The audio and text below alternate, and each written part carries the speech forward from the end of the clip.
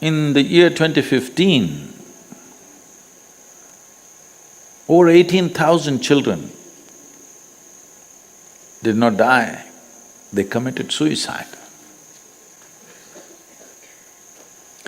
And over 7,000 of them were below 13 years of age. There is no greater disaster in a society when our children start committing suicide. We are doing something fundamentally wrong, something very fundamentally wrong.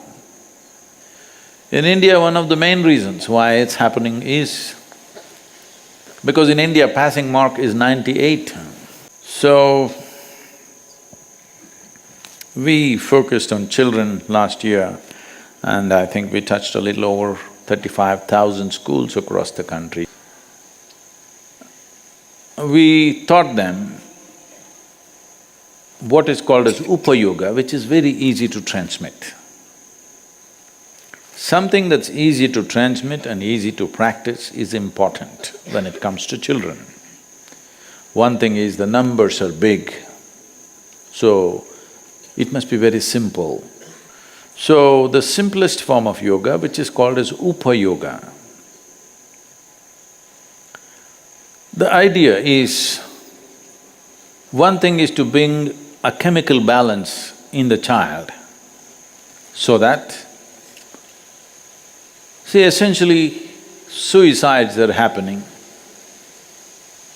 because emotional, big waves of emotion happen and at that moment it feels like it's better to die. Many times, in many people's lives, they might have felt like this, but it passed. You didn't take action. Yes or no? Many moments when something really went wrong and you were emotionally upset, you feel like, I must kill myself. But no action, it passed. That moment passed, after that, of course you want to live.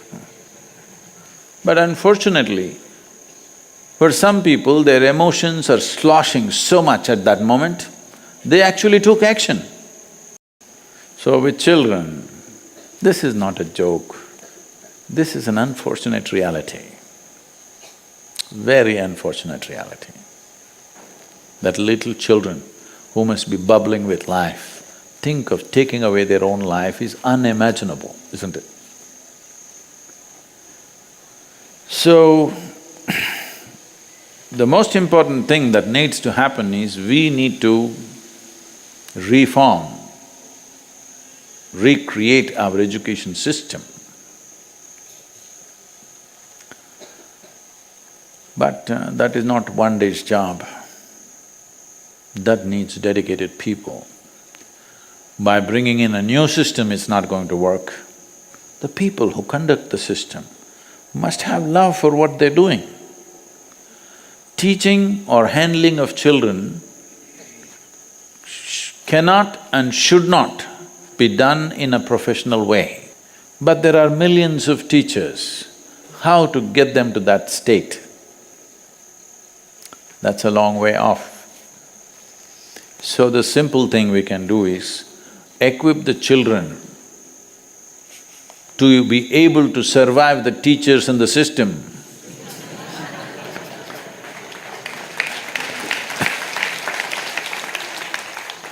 That they have sufficient balance, they can handle the madness of our so-called education systems. So, one thing is to bring yoga so that children are equipped to handle this. What type of yoga? A simple form, as simple as possible, so that it's easily transmitted without distortion and they're able to practice in a very simple way. And if they deviate 10–20%, there is absolutely no harm. So this is very carefully calibrated system of yoga, which helps in the development of the child physiologically and psychologically. Above all, it is focused towards bringing a certain level of emotional balance. Even if you have to ride a bicycle, if you have no balance, you go like this, you can't look here, can't look here. But if you have balance, you can leave your hands, look at everybody, do the mischief. Everything you can do because you have balance, isn't it? Same goes with life. If you have balance, at a time you can do many things. Otherwise, if you don't have balance, you're doing one thing, you can't do another thing. So this is a most fundamental thing that needs to happen at an early age to everybody, that you bring them to a certain sense of psychological balance, an emotional balance, that they won't slosh. You create a chemistry of balance. If this happens, they will get to explore their intelligence, their competence and their genius in many different ways. If this one thing doesn't happen, you will see, even if there is enormous capability, it goes unexplored for the fear of suffering. This is true with 85% of humanity, that they do not explore the full depth and dimension of their competence simply because they are not emotionally balanced. To inspire the children, the teachers must be practicing yoga, and the effect, the positive effect of the yoga must show. If they look at the teacher and think, this is one thing I don't want to be,